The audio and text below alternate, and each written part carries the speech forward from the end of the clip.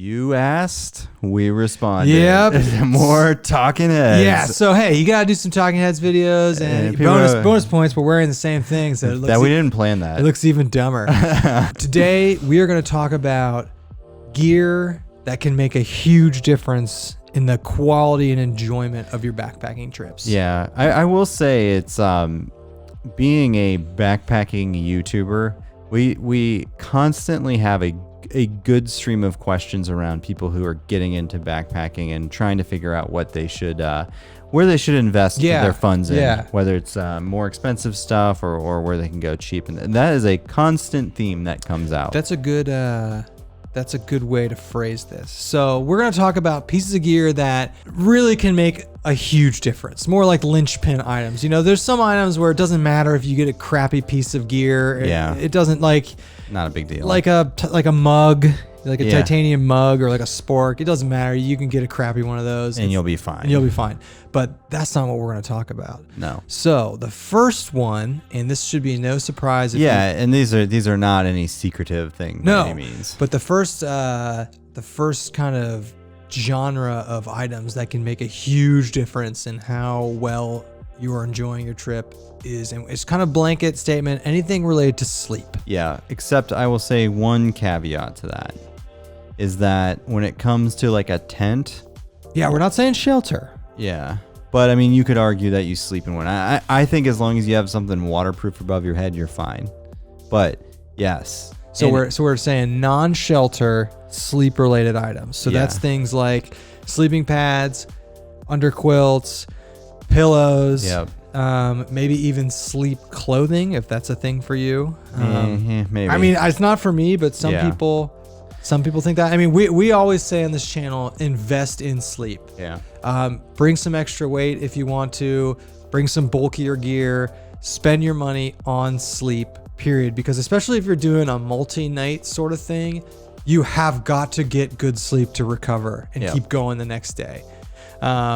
There's nothing worse if you're sleeping on the ground. If you just have a really bad sleeping pad, and awful. We were going back and forth around like quilts and sleeping bags too. I don't think like you necessarily have to get the nicest thing out there, but you can definitely get. But you need a quality item. I would say like doesn't have to be expensive. Yeah, like sleeping pad, and maybe like under quilt, something like that. Just that's where you should invest your money. Yeah, under quilt, especially if you're in a hammock. I think the under quilt's more important than the top quilt. Oh, it is for sure. Don't skimp out. You can buy super cheap under quilts on Amazon. Just don't buy those. You can get the Econ quilt under quilts from Hammock Gear. Hammock Gear's got the Econ quilts. UGQ makes UGQ, right. The under quilt is so important. And then the inverse of that on the ground is the sleeping pad. You need a good sleeping pad. Yeah. A quality one, depending on how you sleep. So invest in sleep. We always say that. So blanket statement, that's gear that can make a huge difference in how well you're enjoying backpacking. Because if you get a terrible night's sleep, no one's going to be having a good time. No. All right, the next items. This is definitely something that can make a huge difference. I also kind of learned this lesson running too. You probably did too, but shoes and socks. Yeah. And there's definitely like a large crowd of people out there that are just like, I'll just buy whatever socks are on sale, and that's fine. I mean, if that works for you, but it hasn't worked for us. So, I always think about if your feet go, you're done. Yeah. Like if every step is super painful for you and you're blistering. It's like at the end of the day, like you're just covered in blisters and you're having a miserable time, and then you wake up the next morning and you got to figure do it out. again. Yeah. That goes twofold for running too, but get a quality pair of shoes, get some quality socks, take your shoes out before you go backpacking and wear them around, maybe some practice hikes. And also buy your shoes from a reputable retailers where if they don't work out, you can return them. And that's just REI basically. Well, get your shoes from REI.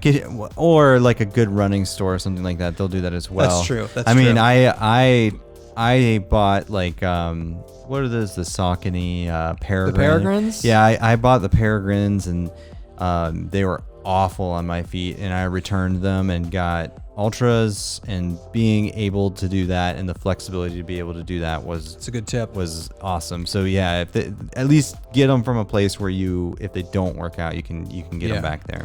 And then for socks, we like Darn Tough, but we're not saying you have to get Darn Tough, but just get a quality sock, because if you have great shoes and terrible socks, it doesn't matter. You're gonna blister anyway. Yep. So anything like ankles down is an important place where quality gear can make a difference. Yeah. The next item, some people might laugh at. I'm just gonna say tent stakes, because I always deal with terrible tent stakes. The funny thing it's is, not like a trip ender, but no, it's so annoying. But the tent stake issue is probably only affecting like ultralighters and people like us who have tried to like get away with like super light ones. Whereas you just go like, if you just go buy like your big box brand tent, it's gonna come, like some of them come with like heavy duty aluminum stakes. That'll be fine. But if you're not us, no, we're shaving grams. Yeah. That's a good point, though. If you're not ultralight, this one might not be a thing, but there is nothing worse than dealing with poor stakes that won't stay in the ground, and at night you got to get up and restake stuff. Or you got to like walk around camp and try to find rocks. And it's just like it's a very cheap item, but can make a huge like difference in the whole camp experience. Yep. Next item, it's kind of related to shoes, but having a comfortable pack that you can hike in. Yeah. It's like the shoes. You can't, if every step causes you pain, you're not going to do that for 10 hours, or you're going to do it and hate it. Yep. Same with the pack. If you're wearing a pack and it's not loaded properly, it's not sized properly, and every step or every minute you can feel it like digging into you somewhere, or it's very uncomfortable, that's going to really affect quality of your backpacking trip.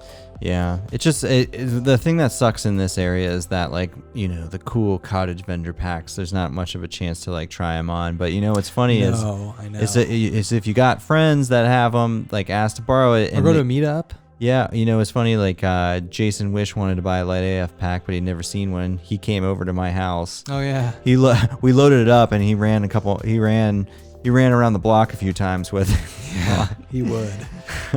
So it's kind of like shoes. Like, make sure you're getting sized properly for the pack. So we always say REI, but it doesn't have to be REI. Go to a store, put it on, put some weight in it, walk around, because things can get a lot different after 8 hours of use with that thing. Yeah. And then kind of like shoes too, get your pack from somewhere where, if you use it once and it's not working out for you, you can return it.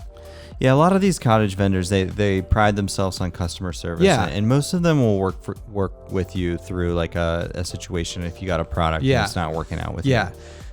So just, be a cognizant consumer, buy your goods from places that let you return them if you don't like them. Yeah. And I mean, there's knockoff packs all over the place. Amazon's filled with them. And, I'm sure some of them are fine and some of them will work well, but like, sometimes those prices get, they get in your brain. I know. So it's worth a little bit more. Yeah. If it's comfortable and you can wear it all day and you don't hate wearing it. Yeah.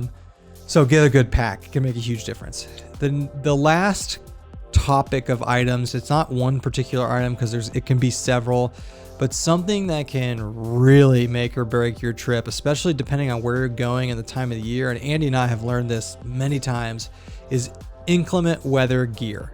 Yeah. So we're talking rain gear for most people. If you backpack in the winter though, winter gear, and then like if you're lucky like us and get to backpack in like 35 degrees in rain, the wintry mix, that kind of stuff. So for instance, I have an Outdoor Research Helium 2 rain jacket.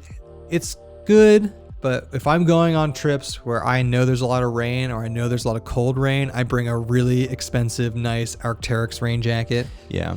I mean, the problem with this is like, you hardly ever use your rain jacket. I know, but when you do use it, it's crucial. I know. And I have a heavier weight rain jacket for if we know it's going to be colder and rainier. And then we also have rain pants now that we will. I was going to say rain pants and insulated down pants. I would throw those under the umbrella of inclement weather gear. So if you're going somewhere and it's below 40, 35, and you're going to be like standing around, which you probably will be at some point when you're backpacking, down pants. You can get cheap ones that work fine. I have cheap ones. He's got cheap ones. But having high quality, just because they're cheap doesn't mean they're low quality. Having high quality gear for inclement weather can make a huge difference. Yep. I mean, it's one of those things where you don't need it until you need it. 9 times out of 10, you're not going to need it because it's not going to rain. But when that does happen, having quality gear to deal with that weather is going to make your enjoyment level of that situation so much different. Yeah. I mean, if I knew that I was going on a backpacking trip and it was going to rain all day, every day, you bet your butt I would not bring the outdoor research helium. Right. So quality gear for inclement weather can make a huge difference. So that's it. That's kind of what we want to talk about. Now, notice things we didn't talk about: tents, clothing, cookware. Yeah. Those sorts of things might not be trip breakers, Yeah. Water filters. There's so many. There's so many good water filters. They all work. Some just work better than others, and some are cheaper than others. Cookware, if that goes, you can use a fire. I mean, you need stoves are generally not that big of a deal. No, stoves are not that big of a deal. So, we've just come up with this list of items based on like what we've learned by just having some crappy gear and having to use it in bad situations. So that's our thoughts on, gear we think is crucial for your backpacking experience. Let us know what items you guys think are crucial. Yep. Drop them in the comments. I'm sure there's stuff that we didn't consider or think of. For sure. We want to talk about items that can make a huge difference in your enjoyment of backpacking. So that's it. And we will see everybody on the next one. Yes.